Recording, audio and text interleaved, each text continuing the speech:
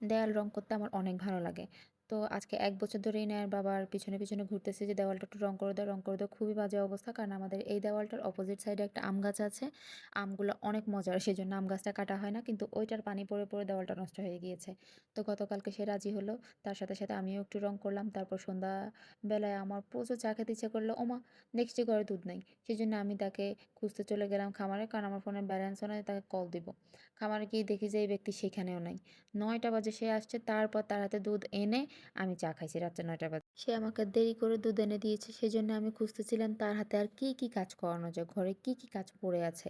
ওমা পরে দেখি যে পানির বালতি খালি করে তাকে দেওয়া যায় যে ১ বালতি পানি নিয়ে এসো কল থেকে। আহা! সেই কাজই করেছি।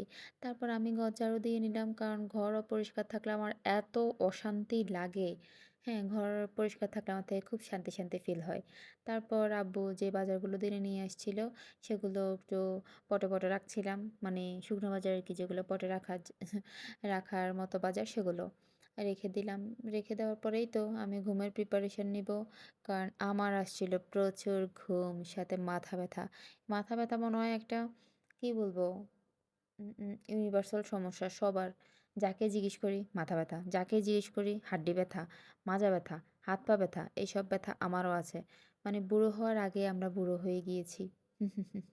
সব সিম্পটমস এখনই দেখা দিয়েছে। আর লবণের এটা আমি এইভাবেই ছিঁড়ি। তোমরা আমাকে মানে কি বলবা না বলবা আমি জানি না। বাট আমি এইভাবেই ছিঁড়ব। হুম, আমার থেকে এত ধৈর্য নাই যে আমি দা, বটি অথবা ছুরি দিয়ে কাটবো। তারপরেই তো কাজকর্ম সেরে টুথব্রাশ করে ঘুমিয়ে যাব।